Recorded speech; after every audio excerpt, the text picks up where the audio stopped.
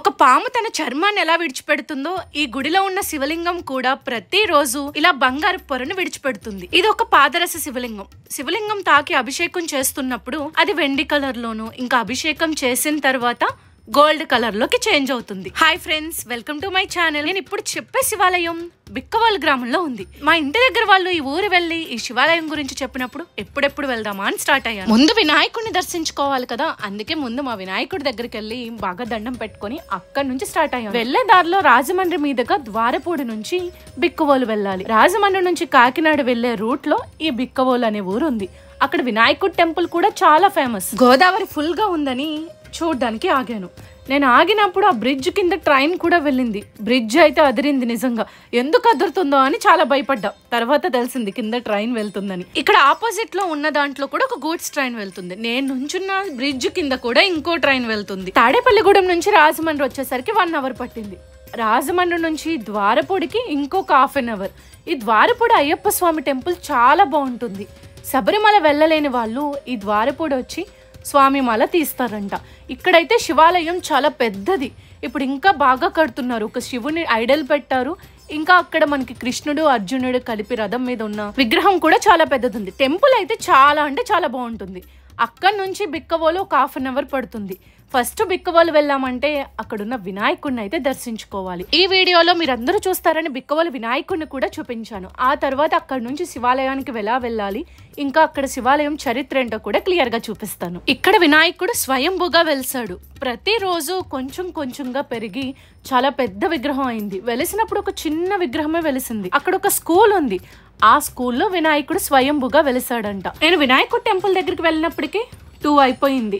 అయితే టెంపుల్ అప్పుడే క్లోజ్ చేసేసారు. ఆఫ్టర్నూన్ 1కి క్లోజ్ అంట. మళ్ళీ 4కి తీస్తామన్నారు. సరే ఈ లోపు గుడి చూద్దాం కదా అని వెళ్ళాను. ఇక్కడ వినాయకుడి స్పెషల్ ఏంటంటే మనం వినాయకుడి దగ్గరికి వెళ్ళి చెవిలో ఏం కోరుకున్నా కూడా త్వరగా తీరిపోతాయి ఆ కోరికలు.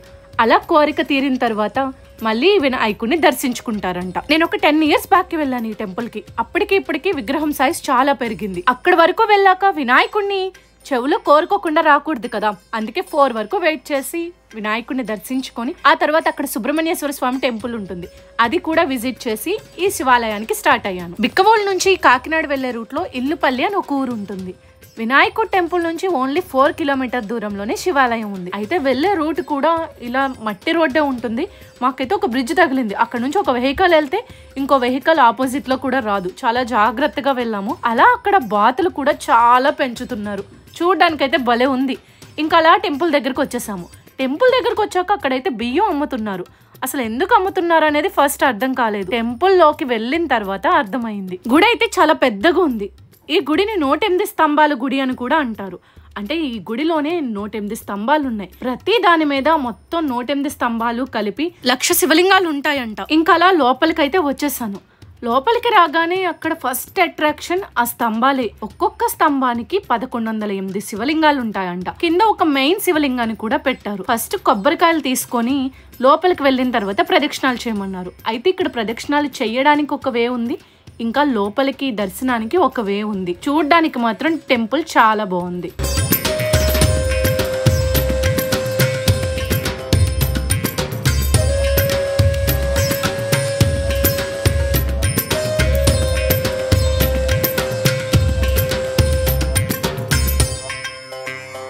ఇక్కడ టెంపుల్ కి 108 సార్లు ప్రదక్షిణ చేసామంటే 1,000,000 లింగాలకు ఒక్కసారి ప్రదక్షిణ పూర్తి చేసినట్టు అవుతుందంట. దర్శనం పూర్తి అయిపోయిన తర్వాత అక్కడ 108 స్తంభాలకు అభిషేకం చేయడానికి ఇక్కడ కౌంటర్ లో టోకెన్లు తీసుకోవాలి. నేను ప్రదక్షిణాలు చేసేసిన తర్వాత దర్శనానికి వెళ్ళాను. ఇక్కడున్న శివలింగం మెర్క్యూరీ అంటే పాదరస శివలింగం. ఈ శివలింగం ప్రతిరోజు ఒక బంగారు పొరని విడుస్తుందంట. ఇక్కడ శివలింగాన్ని అభిషేకం చేస్తున్నప్పుడు తాకితే అది వెండి కలర్ లోకి మారుతుందంట. ఆ తర్వాత అభిషేకం అయిపోయిన తర్వాత గోల్డ్ కలర్ లోకి చేంజ్ అయిపోతుంది. ప్రతిరోజు కూడా ఒక బంగారు పొరలాగా ఆ శివలింగం నుంచి వస్తుంది. ఆ తర్వాత అక్కడ ఇష్టకామేశ్వరి అమ్మవారు ఉన్నారు. ఆవిడ దర్శనం కూడా అయిపోయాక ఇలా వెళ్తూ ఉంటే అక్కడ భూగర్భ వెంకటేశ్వర స్వామికి దారి అని ఉంది. భూమి లోపల వెంకటేశ్వర స్వామి ఉన్నారంట. అక్కడికి వెళ్ళి దర్శనం చేసుకోవాలి. అలా వెళ్లే దారిలో అన్నపూర్ణదేవి విగ్రహం ఉంది. అయితే బయట మనం బియ్యం చూసాం కదా, ఇక్కడ అన్నపూర్ణదేవికి ఇవ్వడానికి అమ్ముతున్నారు. మనం ఇంటి దగ్గర నుంచి కూడా తెచ్చుకొని ఇవ్వచ్చు. అలా ఇచ్చిన బియ్యాన్ని ఆ ఊర్లో లేని వాళ్ళకి, ముసలి వాళ్ళకి ఇస్తారంట. ఇంకా ఆ తర్వాత భూగర్భ వెంకటేశ్వర స్వామి దగ్గరికి వచ్చేసాం. అక్కడైతే సెల్ లైట్ వేసుకొని వెళ్ళాలన్నారు. ఎందుకంటే భూమి లోపల నిజంగా చాలా చీకటిగా ఉంది. ఏమీ కనిపించలేదు. ఇక్కడున్న వెంకటేశ్వర స్వామికి ప్రతి శనివారం కాయిన్స్ తో అర్చన చేస్తారంట. అలా అర్చన చేసిన కాయిన్స్ ని గుడికి వస్తారు కదా సాటర్డే, వాళ్ళకి ఒక్కొక్కరికి 7 రూపాయలు అంటే 7 కాయిన్స్ చొప్పున ఇస్తారంట. అవి తీసుకొని మన ఇంట్లో పెట్టుకుంటే లక్ష్మీదేవి ఎప్పుడు ఇంట్లోనే ఉంటుందని నమ్మకం అంట. సో అక్కడున్న పంతులు గారు అయితే నాకు ఇది చెప్పారు. నేను సాటర్డే వెళ్ళకపోవడం వల్ల అది మిస్ అయిపోయాను. ఇంకా ఎగ్జిట్ అయి బయటకు వచ్చేసాం. ఈ లోపే అక్కడ పక్కనే టోకెన్ అమ్ముతున్నారు. ఇక్కడ కనిపించే 108 స్తంభాలకి కింద ఒక్కొక్క శివలింగం ఉంటుంది. ఆ శివలింగం అభిషేకం చేయాలంటే 20 రూపీస్. ఒక బకెట్ వాటర్ ఇచ్చి అందులో ఒక చిన్న గ్లాస్ ఇస్తారు. అలా ప్రతి స్తంభానికి ఉన్న శివలింగానికి వాటర్ పోస్తూ వెళ్ళాలి. ఇవైతే ఒక లైన్ లో ఉంటుంది. లైన్ బై లైన్ మనం వెళ్తూ ఒక్కొక్క స్తంభానికి వాటర్ పోస్తూ వెళ్ళాలి. ఇలా మొత్తం 108 స్తంభాలు వాటర్ పోయడానికి నాకు చాలా టైం పట్టింది. ఒక ½ అన్ అవర్ అయితే పట్టింది. ఇలా మనం 108 స్తంభాలకి పోసిన వాటర్, ఈ అభిషేకం నీరంతా కూడా లోపల ఉన్న గర్భగుడి ఉంది కదా, ఆ శివలింగం దగ్గరికి వెళ్ళి అభిషేకం చేస్తుందంట. అలా పైపు నుంచి మొత్తం వాటర్ కూడా శివలింగం పైన పడుతున్నాయి. అలా అభిషేకం చేస్తుండగానే అక్కడ ఆపోజిట్ లో వినాయకుడు ఇంకా ఇష్టకామేశ్వర అమ్మవారి విగ్రహాలు కూడా ఉంటాయి. ప్రతి స్తంభం పైన శివుడు అష్టోత్తరం నామాలు ఉంటాయి కదా, ప్రతి స్తంభం పైన ఆ పేర్లు ఉంటాయి. ఆ పేర్లు చదువుతూ అభిషేకం చేయాలి. ఇంకా పంచాక్షరి మంత్రం కూడా చదువుతూ అభిషేకం చేయొచ్చు అంట.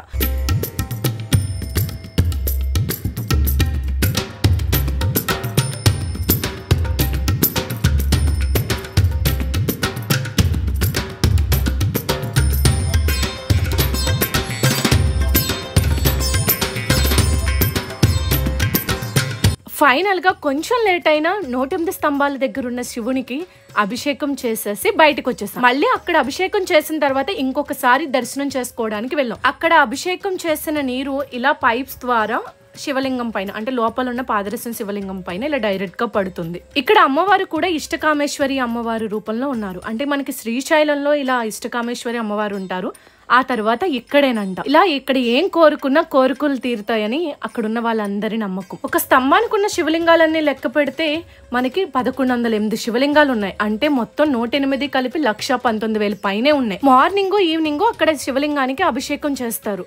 అయితే నిత్యాభిషేకం ఎప్పుడూ ఉంటూనే ఉంటుంది, కానీ వచ్చి తాకి శివలింగానికి అభిషేకం చేసేది మార్నింగ్ ఈవినింగ్. అలాంటి టైంలో అలా శివలింగాన్ని తాకినప్పుడు ఒక బంగారు పొరలా వస్తుందంట. నార్మల్ గా అయితే చూడడానికి గోల్డ్ కలర్ లోనే కనిపిస్తుంది. ఇలా తాకి అభిషేకం చేస్తున్నప్పుడు సిల్వర్ కలర్ లోకి వస్తుంది. నేనైతే ఎక్కడా చూడలేదు ఇలా ఒక శివలింగం నుంచి బంగారు పొర రావడం. మీలో ఎంతమంది టెంపుల్ విజిట్ చేశారు కామెంట్ లో మెన్షన్ చేయండి. అలాగే ఈ వీడియో నచ్చితే లైక్ చేసి నా ఛానల్ సబ్స్క్రైబ్ చేసుకోండి. Thank you for watching.